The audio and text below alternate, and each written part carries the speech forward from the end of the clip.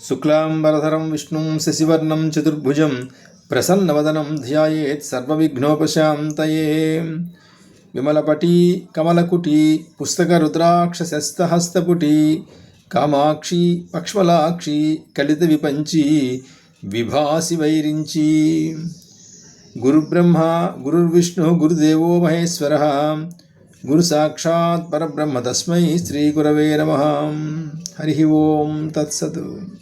నా సంస్కృతవాణి ఛానల్లో ప్రసారం చేస్తున్నటువంటి విష్ణు సహస్రనామ భాష్యాన్ని వింటూ నన్ను ప్రోత్సహిస్తున్నటువంటి వారందరికీ కూడా నా హృదయపూర్వక నమస్సుమాంజలి తెలియజేస్తూ, చాలా రోజుల నుంచి గాయత్రీ మంత్ర వైశిష్ట్యాన్ని గురించి, సంధ్యావందన ప్రక్రియను గురించి చెప్పమని చాలామంది అడుగుతున్నారు. ఆ ప్రయత్నంలో భాగంగా గాయత్రీ మంత్ర వైశిష్ట్యాన్ని గురించి ముందుగా చెప్పి, తరువాత సంధ్యావందన ప్రక్రియను ఎలా చేయాలి అనే దాని గురించి చెప్తాను. సాధారణంగా సనాతన ధర్మంలో ఉన్నటువంటి ప్రార్థనలు మంత్రాలు అన్నీ కూడా విశ్వ మానవాళి యొక్క శ్రేయస్సుని కోరే ఉంటాయి. ఏది కూడా వ్యక్తిగత ప్రయోజనాన్ని ఆశ్రయించి సాధారణంగా ఉండవు. శం ద్విపదే శం చతుష్పదే అని 2 కాళ్ళున్నవి, 4 కాళ్ళున్నవి, ఇలా సమస్తమైనటువంటి ప్రాణికోటి యొక్క శుభాన్ని కోరి ఉంటాయి ప్రార్థనలన్నీ కూడా. అలాగే గాయత్రీ మంత్రం కూడా కేవలం ఒక వర్ణానికో, ఒక వర్గానికో, ఒక జాతికో, ఒక మతానికో చెందినటువంటిది కాదు. అది సమస్త విశ్వ మానవాళి యొక్క శ్రేయస్సును కోరినటువంటి సహృదయులందరూ కూడా పఠించవలసినటువంటి మంత్రం అది.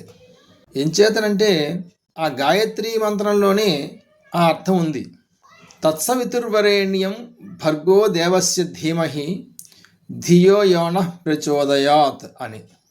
వరేణ్యం అంటే సమస్త మానవాళి యొక్క శుభమును కోరదగినటువంటి ఆ సవితృమూర్తి యొక్క దివ్యమైనటువంటి తేజస్సు మా బుద్ధులను ప్రచోదనము చేయుగాక అని అర్థం. సూర్యభగవానుడి యొక్క తేజస్సు ఏ కొందరితో కాదు, సమస్త మానవాళికి, సమస్త ప్రాణికోటి దిన్ను.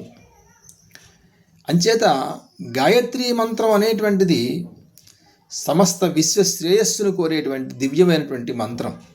ఆ మంత్ర వైశిష్ట్యాన్ని చెప్పడానికి ఒక ప్రత్యేకమైనటువంటి ఒక భాగాన్ని, ఆ మంత్రం ప్రధాన పాత్ర వహిస్తున్నటువంటి సంధ్యావందన ప్రక్రియను గురించి వేరొక భాగాన్ని చేసి 2 భాగాలుగా ఇది చెప్పాలనేటువంటి భావంతో ఉన్నాను.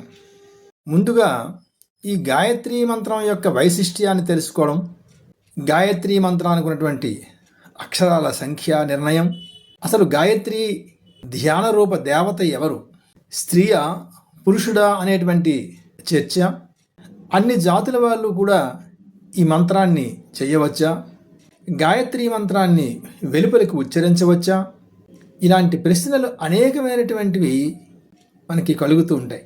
గాయత్రీ మంత్రం యొక్క వైశిష్ట్యం ఏమిటి అని ఆలోచిస్తే వేదవ్యాస భగవానుడు చెప్తారు, గాయత్రీం చింతయేద్యస్తు హృత్పద్మే సముపస్థితాం ధర్మాధర్మ వినుర్ముక్త సయాతి పరమాంగతిం అని. గాయత్రీ మంత్రాన్ని నిరంతరం కూడా హృదయపద్మమునందు ఉపాసన చేస్తున్నటువంటి వాడి యొక్క జీవితంలో పాపపుణ్యాల యొక్క విచక్షణ కూడా లేకుండా మోక్షానికి అర్హుడిగా భావన చేస్తారు. అలాగే గాయత్రీ వేదజనని, గాయత్రీ లోకపావని, నా గాయత్ర్యా పరం జప్యం ఏతద్విజ్ఞానముచ్యతే అని కూర్మపురాణంలో చెప్తుంది. గాయత్రి సాక్షాత్ వేదమాతగా చెప్పబడింది. వేదమాత అయినటువంటి గాయత్రీ మాతయే త్రిలోకవాసులకు కూడా జ్ఞానాన్ని ప్రసాదించేటువంటి తల్లి. సర్వోత్కృష్టమైనటువంటి గాయత్రీ మంత్రాన్ని మించినటువంటిది మరొకటి లేదు అని చెప్పి కూర్మపురాణం చెప్తుంది. నా గాయత్ర్యా పరం మంత్రం నా మాతు పరదైవతం అని ఆర్ష సూక్తి. గాయత్రీ మంత్రాన్ని మించినటువంటి మంత్రం కానీ, తల్లిని మించినటువంటి దైవం కానీ లేదు అని. అంటే గాయత్రీ మంత్రాన్ని తల్లితో పోలుస్తున్నాడు. యా వేదాదిషు గాయత్రి సర్వవ్యాపి మహేశ్వరి ఋగ్యజుస్సామ అథర్వైశ్చ తన్మే మన శివ సంకల్పమస్తు అని మహాన్యాసంలో చెప్తున్నారు. వేదంలో ప్రతిపాదించబడేటువంటి గాయత్రి సర్వమానవుల యొక్క బుద్ధులందు కూడా మంగళకరమైనటువంటి సంకల్పాలని కలిగించుగాక అని. ఇలా గాయత్రీ మంత్రం యొక్క వైశిష్ట్యం గొప్పగా కొనియాడబడింది. ఈ సంధ్యోపాసనలో ప్రధానమైనటువంటిది గాయత్రీ జపం. ఈ గాయత్రీ మంత్రం మహాద్భుతమైనటువంటి మంత్రరాజ్యం. ఇది ప్రతి నిత్యం చేసేటువంటి ఈ గాయత్రీ మంత్ర జపం ఉందే చతుర్వేదాలు పారాయణ చేసినటువంటి ఫలితాన్ని అందిస్తూ ఉంటుంది. శ్రీమద్ రామాయణం అంతటికీ కూడా ఈ 24 అక్షరాల గాయత్రీ మంత్రమే మూలంగా చెప్తారు. విశ్వామిత్ర మహర్షి యొక్క తపోశక్తి నుండి ఉద్భవించినటువంటి మహామంత్రరాజం ఇది. ఇంత దివ్యమైనటువంటి మంత్రాన్ని త్రికాలంలో విడిచిపెట్టకుండా చేయాలి. నవరాత్రుల్లో కూడా అమ్మవారిని వేదమాతా స్వరూపిణి అయినటువంటి గాయత్రి రూపంలో కూడా ఒకరోజు కొలుస్తాం. అయితే ఇతర మంత్రములన్నింటికంటే గాయత్రీ మంత్రం ఎందుకు అంత గొప్పది? నా గాయత్ర్యా పరం మంత్రం నా మాతు పరదైవతం అని చెప్పడంలో తల్లిని మించినటువంటి దైవం వేరొకటి లేదే లేదని కానీ, లేదా గాయత్రిని మించినటువంటి మంత్రం వేరొకటి లేదని కానీ చెప్పడం కాదు. గాయత్రీ మంత్రాన్ని విడిచిపెట్టి ఇతర మంత్రములేవి చేయడం వలన ప్రయోజనం ఉండదని అర్థం. అలాగే నమాదు పరదైవతం, తల్లిని విడిచిపెట్టి ఇతర దైవతారాధన చేయడంలో అర్ధరాహిత్యం అని చెప్పడం. ఎంచేతనంటే తల్లి పంచేంద్రియములు సప్తధాతువులతో నిర్మితమైనటువంటి ఈ శరీరాన్ని భూమిపైకి తెచ్చి ఇచ్చినటువంటి తల్లి. ఆ శరీరం ఉండబట్టి కదా ఇతర దేవతల యొక్క ఆరాధన చేయడం. కాబట్టి తల్లిని విడిచిపెట్టి ఇతర దేవతలను ఆరాధించడం అనేటువంటిది అర్థం లేనటువంటి మాట. అలాగే నా గాయత్ర్యా పరం మంత్రం అని చెప్పడంలో కూడా ఇతర మంత్రములు ఏవి కూడా పనికిరానివని అర్థం కాదు. గాయత్రీ మంత్రము గొప్పది, దానిని విడిచి ఏ ఇతర మంత్రము చేసినా ప్రయోజనం ఉండదు అంటారు. అసలు మంత్రము అంటేనే మననాత్ త్రాయతే ఇది మంత్రం అని కదా అర్థం. మననము చేయగా రక్షించున్నది అని అర్థం. మననం ఎక్కడ చేయబడుతుంది? బుద్ధి యందు చేయబడుతుంది. అది మంత్రం. బుద్ధితో కాకుండా కేవలం నోటితో ఉచ్చరించినంత మాత్రం చేత అది రక్షిస్తుందని చెప్పలేం. ఎంచేతనంటే ఒక ఉదాహరణ చెప్పాలంటే క్రీమ్ అనేటువంటి ఒక కాళికాదేవి యొక్క బీజాక్షరం అది. ఒక ఆయన ఐస్ క్రీమ్ అమ్ముకుంటూ పొద్దున నుంచి సాయంత్రం వరకు క్రీమ్ క్రీమ్ అని అరుస్తున్నాడు. సాయంత్రానికి ఓ 10,000 సార్లు క్రీమ్ అనేటువంటి మాటను ఉచ్చరిస్తూ వెళ్ళిపోతున్నాడు ఆయన. ఇప్పుడు ఆయనకి ఈ క్రీమ్ అనేటువంటి బీజాక్షర ఉచ్చారణ వల్ల ఏదైనా ప్రయోజనం ఉంటుందా అంటే ఏమీ ఉండదు. ఏం చేతనంటే క్రీమ్ అన్నప్పుడల్లా ఆయన యొక్క మనస్సేమీ కూడాను కాళికాదేవి యొక్క మూర్తిని ధ్యానం చేయడం లేదు. బుద్ధి యందు అతను దానిని మననం చేయలేదు, కేవలం నోటితో మాత్రమే మాట్లాడుతున్నాడు ఆయన. మనసు పెట్టి ఉచ్చరించినటువంటి అక్షరం మాత్రమే అది మంత్రంగా ఉంటుంది. మననాత్ త్రాయతి ఇది మంత్రం. మనస్సు చేత ఎప్పుడైతే ఆ బీజాక్షరాన్ని చింతించాడో దాని యొక్క ఫలితం కనిపిస్తూ ఉంటుంది. ఉదాహరణకి ఒక ఆయన మాట్లాడుతుండగా పకోడీ సంభాషణ చేశాడు. ఆ పకోడీ సంభాషణ చేయగానే ఒక ఆయనకి నోటి యందు లాలాజలం ఊరింది. ఇప్పుడు పకోడీ అన్న పదం వల్ల వాడికి ఆ లాలాజలం ఊరిందని చెప్పలేం. పకోడీ అని చెప్పగానే అంతకుముందు తాను తిన్నటువంటి ఆ పదార్థాన్ని పట్టుకుంది ఒకసారి, మనస్సు చేత చింతించాడు దాన్ని, అందుకు ఆ ప్రక్రియ జరిగింది ఆయనకి. అయితే బుద్ధి పెట్టి మంత్రాన్ని ఉచ్చరించాలి అంటే బుద్ధి సక్రమంగా ఉండాలి కదా.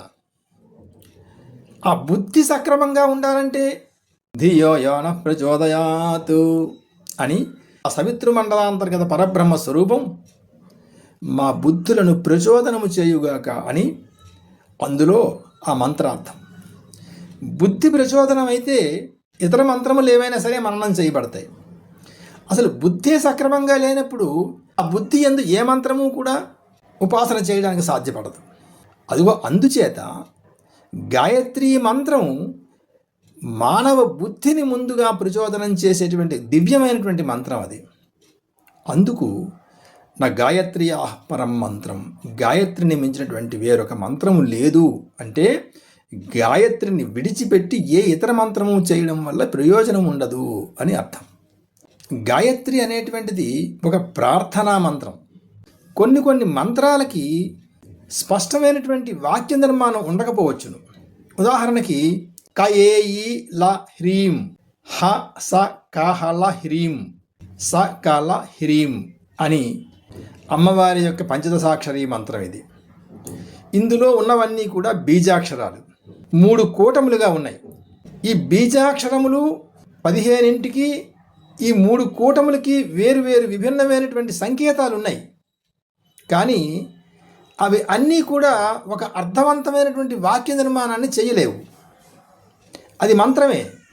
వాటి యొక్క అక్షరాలు ఆయా అర్థాలకు సంకేతాలుగా ఉంటాయి, కానీ ఆ బీజాక్షరాలు అన్నీ కలిపి ఒక వాక్య నిర్మాణాన్ని చేయలేవు. కొన్ని మంత్రములు మాత్రమే అర్థవంతమైనటువంటి వాక్య నిర్మాణం కూడా చేస్తాయి. అందులో గాయత్రి మంత్రం కూడా ఒకటి. ఇది మంత్రము, అర్థవంతమైనటువంటి వాక్య నిర్మాణం కూడా. అంచేతనే గాయత్రి మంత్రాన్ని ప్రార్థనా మంత్రం అంటాం. ప్రార్థన అంటే అర్థవంతమైనటువంటి వాక్య నిర్మాణంతో భగవంతుణ్ణి సక్రమంగా అర్థించేటువంటిదే ప్రార్థన. గాయత్రి కూడా అర్థవంతమైనటువంటి ప్రార్థన. తత్సవితుర్వరేణ్యం భర్గో దేవస్య ధీమహి ధియో యోనః ప్రచోదయాత్. ఎవరు ఆ బుద్ధులను నిరంతరము కూడా ప్రచోదనం చేస్తున్నారో ఆ సవిత్రుమూర్తి యొక్క దివ్యమైనటువంటి తెల్లని తేజస్సుని మేము ధ్యానించుచున్నాము అని అర్థం. ఒక్కొక్క అక్షరము ఒక్కొక్క దేవతామూర్తి యొక్క స్వరూపాన్ని, దేవతామూర్తి యొక్క శక్తిని వ్యక్తం చేస్తూ ఉంటుంది. గాయత్రి చతుర్వింశత్యక్షర అని 24 అక్షరాలతో నిర్మితమైనటువంటిది గాయత్రి మంత్రం.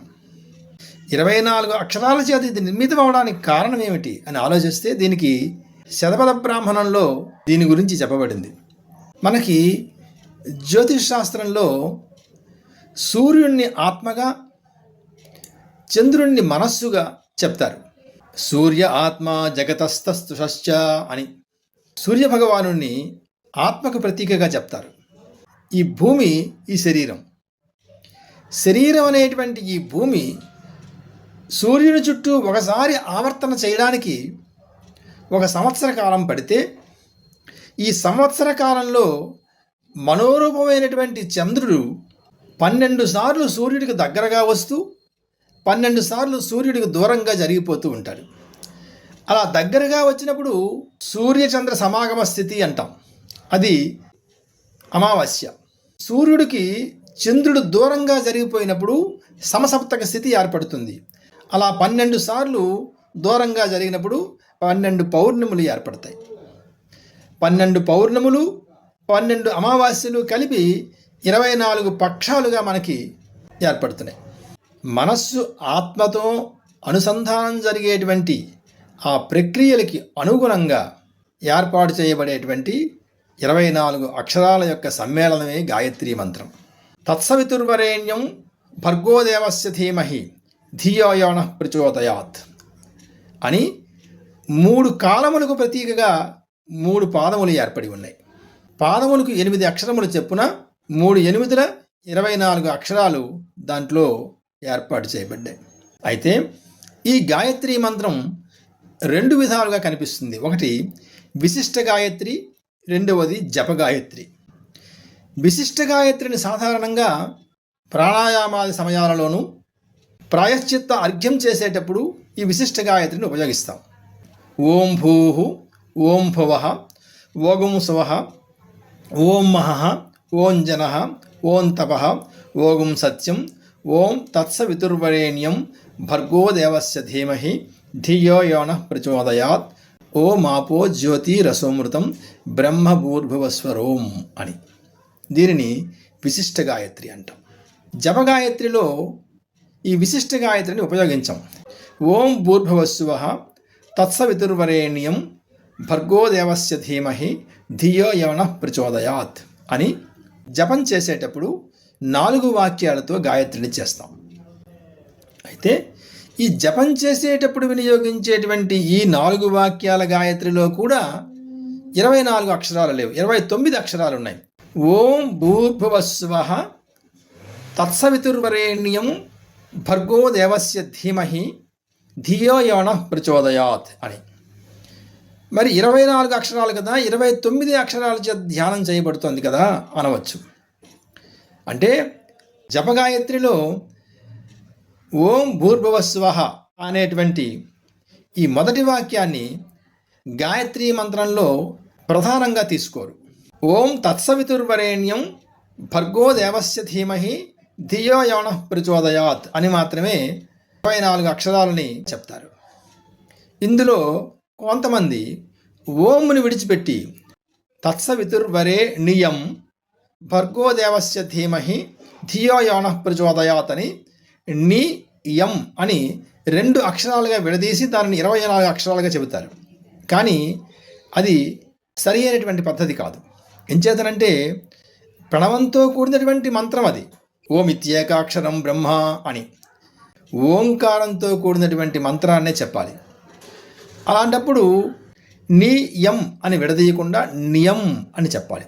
తత్సవితుర్వరేణ్యం భర్గో దేవస్య ధీమహి ధియో యో నః ప్రచోదయాత్ అనేటువంటి 24 అక్షరాలు సరిపోతాయి. ఎంచేతనంటే మీకు అష్టాక్షరీ మంత్రం చెప్పినప్పుడు కూడా ఓం నమో నారాయణాయ అని అష్టాక్షరీ మంత్రం కానీ, లేదా ఓం నమో భగవతే వాసుదేవాయ అనేటువంటి ద్వాదశాక్షరీ మంత్రం చెప్పినప్పుడు కానీ ప్రణవంతో కూడినటువంటి ఆ మంత్రాన్ని లెక్కిస్తాం. అలాగే ప్రణవంతో కూడినటువంటి గాయత్రీ మంత్రాన్ని ముఖ్యమైనదిగా తీసుకోవాలి.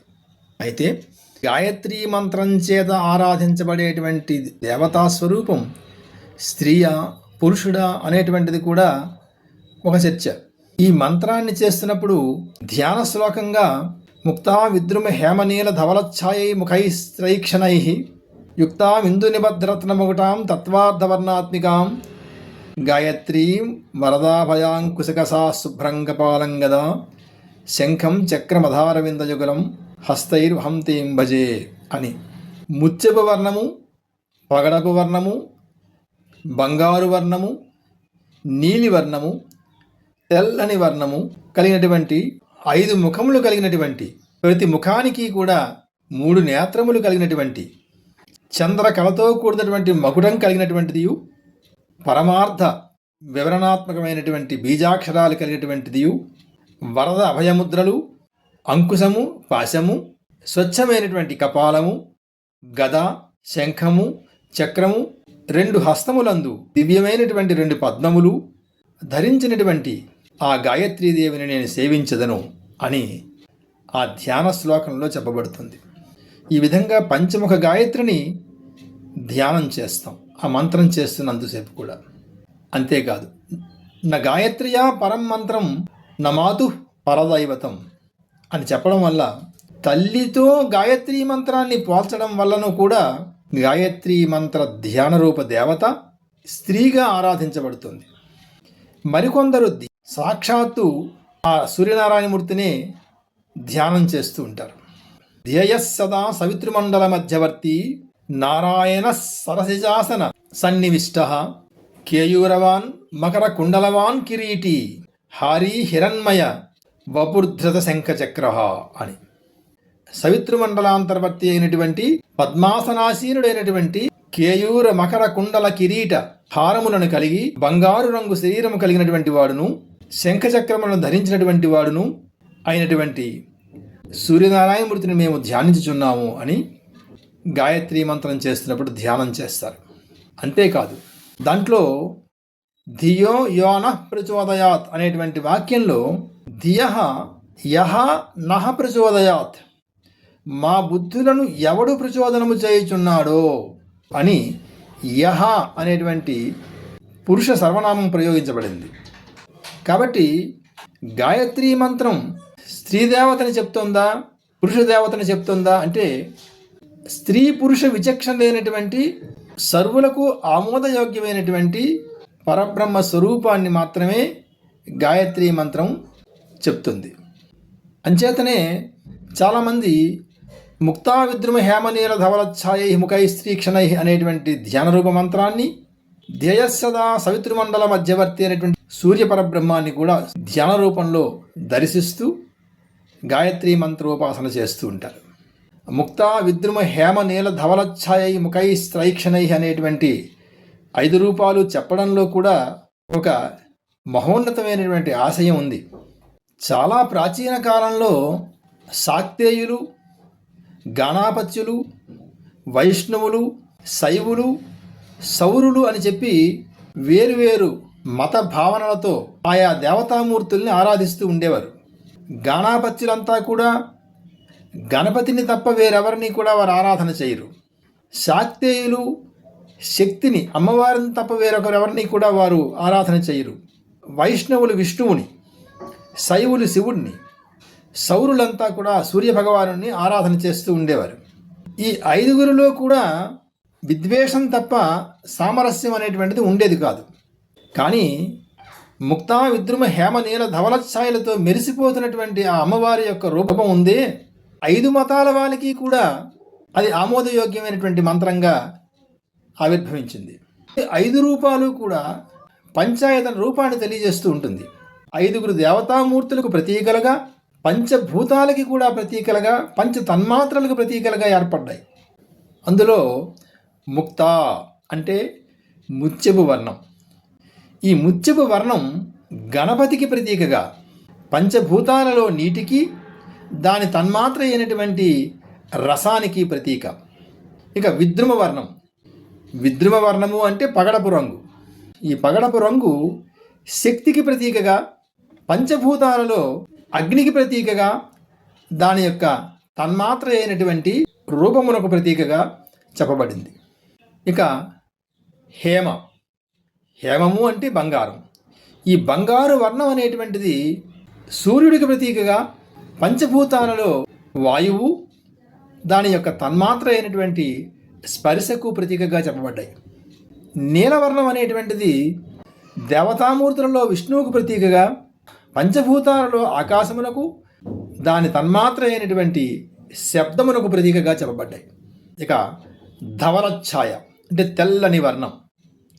ఈ తెల్లని వర్ణం అనేటువంటిది దేవతామూర్తులలో శివుడికి, పంచభూతాలలో పృథివీ, దాని తన్మాత్ర అయినటువంటి గంధానికి ప్రతీకగా చెప్పబడింది. పంచదేవతామూర్తులు, పంచభూతములు, పంచ తన్మాత్రలకు ప్రతీకలుగా ఆ గాయత్రీ మాత యొక్క రూపాన్ని వర్ణించబడింది. గాయత్రీ మంత్రంలో మానవ ప్రయత్నం, దైవానుగ్రహం రెండూ చెప్పబడ్డాయి. ఈ రెండూ కూడా జోడెద్దులు లాంటివి. ఏది లేకపోయినా అది జరిగే పని కాదు. తత్సవితుర్వరేణ్యం భర్గోదేవస్య ధీమహి. ఆ సవిత్రమూర్తి యొక్క తెల్లని దివ్యమైనటువంటి తేజస్సుని మేము ధ్యానించుచున్నాము. ఇది ప్రయత్నం. ధియో యోనః ప్రచోదయాత్. అతడు మా బుద్ధులను ప్రచోదనము చేయుగాక. ఇది దైవానుగ్రహం. ఈ మానవ ప్రయత్నం, దైవానుగ్రహం రెండూ చెప్పబడ్డాయి. అందుకు ఇది అంత దివ్యమైనటువంటి మంత్రం. ఇక గాయత్రీ మంత్రాన్ని వెలుపలికి చదవవచ్చునా అనేటువంటిది కూడా కొంతమందికి సందేహం. గాయత్రి అంటేనే గాయంతాం త్రాయతి ఇది గాయత్రి. గానము చేయుకొలది రక్షించున్నది అని అర్థం. వైఖరి వాక్కుతో స్పష్టంగా వెలుపలికి ఉచ్చరించినప్పుడు మాత్రమే ఆ స్వరభేదం తెలుస్తుంది. లేకపోతే అది గానం ఎలా అవుతుంది? కాబట్టి గాయత్రీ మంత్రాన్ని వెలుపలికి ఉచ్చరించదగినటువంటి మంత్రం. అది గాయత్రి మంత్రము కూడా రెండు అయి ఉంది. గాయంతాం త్రాయతే ఇది గాయత్రి, మననాత్ త్రాయతే ఇది మంత్రం. గానము చేయకూడది, రక్షించున్నది. మననము చేయకూడది, రక్షించున్నది. కాబట్టి రెండు విధాలా కూడా రక్షించేటువంటి స్వభావం కలిగినటువంటిది గాయత్రి. అయితే గాయత్రీ మంత్రాన్ని స్త్రీలు కూడా చదవవచ్చునా అనేటువంటిది ఒక సందేహం. అంటే జీవాత్మ స్వరూపానికి లింగభేదం ఏమీ ఉండదు. అంతేకాదు, పురాణ కాలంలో మైత్రేయి, గార్గి, అనసూయ మొదలైనటువంటి వాళ్ళు వేదాలను చదువుకొని గాయత్రీ మంత్రాన్ని ఉపాసించినటువంటి వాళ్ళుగా మనకి పురాణాలు చెప్తున్నాయి. కాబట్టి చేస్తున్నటువంటి విధానంలో మార్పు ఉండవచ్చునేమో, కానీ గాయత్రీ మంత్రాన్ని స్త్రీ పురుషులు ఇద్దరూ కూడా ఉపాసన చేయవచ్చును. అలాగే గాయత్రీ మంత్రం అన్ని వర్ణాల వాళ్ళు చదువుకోవచ్చా అనేటువంటిది కూడా ఒక సందేహం ఉంది. అన్ని వర్ణాల వాళ్ళు దాన్ని పఠించదగినటువంటి మంత్రమే అని నేను మొట్టమొదటి ప్రారంభంలోనే చెప్పాను. అయితే అది తప్పు అని కొంతమంది భావిస్తే వేరు వర్ణాల వారికి వేరు గాయత్రి మంత్రం కూడా చెప్పబడింది. ఉదాహరణకి ఓం తత్సవితుర్వరేణ్యం భర్గో దేవస్య ధీమహి ధియో యోనః ప్రచోదయాత్ అనేటువంటి గాయత్రి మంత్రం అనుష్టుప్ ఛందస్సులో ఉంటుంది. ఇందులో ప్రతి వాక్యానికి కూడా 8 అక్షరాలు ఉంటాయి. ఇది బ్రాహ్మణులకి చెప్పబడేటువంటి మంత్రం. అందుకే బ్రాహ్మణులకి 8వ ఏట ఉపనయన సంస్కారం చేస్తారు. ఇక క్షత్రియులకి త్రిష్టుప్ ఛందస్సులో ఉన్నటువంటి గాయత్రి మంత్రాన్ని ఉపదేశం చేస్తారు. ఓం దేవస్య సవితుర్మతిమానవం విశ్వదేవ్యం ధియాభగం అనామహే అనేటువంటి త్రిష్టుప్ ఛందస్సులో ఉన్నటువంటి మంత్రాన్ని చెప్తారు. ఈ త్రిష్టుప్ ఛందస్సులో ప్రతి వాక్యానికి కూడా 11 అక్షరాలు చొప్పున ఉంటాయి. అంచేతనే క్షత్రియులకి 11వ ఏట ఉపనయన సంస్కారం చేస్తారు. ఇక వైశ్యులకి జగతీ ఛందస్సులో ఉన్నటువంటి గాయత్రి మంత్రాన్ని ఉపదేశం చేస్తారు. ఓం విశ్వరూపాని ప్రతిముంచతే కవి ప్రాసావిద్భద్రం ద్విపదే చతుష్పదే వినాకమఖ్య సవితా వరేణ్యోనుప్రయాణ ముషసో విరాజతి అని. ఈ జగతీ ఛందస్సులో ఉన్నటువంటి ఈ గాయత్రి మంత్రం యొక్క ప్రతి వాక్యానికి 12 అక్షరాలు చెప్పులు ఉంటాయి. అంచేతనే వైశ్యులకి 12వ ఏట ఉపనయన సంస్కారం చేస్తారు. ఇక శూద్రుల విషయంకి వస్తే శూద్రస్తు జన్మతో ముక్త అని చెప్పబడింది. శూద్రులు పుట్టుకతోనే విముక్తి పొందినటువంటి వాడు. అంచేత వాడికి ప్రత్యేకించి ఏది ప్రాయశ్చిత్తం చేసుకోవలసినటువంటి కర్మ ఏది చెప్పబడలేదు. అంచేత ప్రధానమైనటువంటి గాయత్రి మంత్రాన్ని చెప్పుకోదలిస్తే త్రిష్టుప్ ఛందస్సులో గాయత్రి మంత్రాన్ని చదువుకోవచ్చు. లేదా అది తప్పనేటువంటి భావన ఉంటే వేరు వర్ణాల వారు వేరు గాయత్రి మంత్రాన్ని కూడా పఠించవచ్చు. ఏదైనా ఇచ్చేది ఒకటే ఫలితం. అంచేత సర్వవర్ణాల వారు కూడా గాయత్రి మంత్రాన్ని చదువుకోవచ్చు అనేటువంటి దాన్ని స్పష్టంగా చెప్పబడుతుంది. ఇక గాయత్రి మంత్రం ప్రధానమైనటువంటి పాత్ర వహిస్తున్నటువంటి సంధ్యావందన ప్రక్రియను గురించి మరొక భాగంలో చెప్తాను. దానిని కూడా విని ఆస్వాదిస్తారని మనవి చేస్తూ సర్వం శ్రీ మాతృచరణారవిందార్పణమస్తు. స్వస్తి.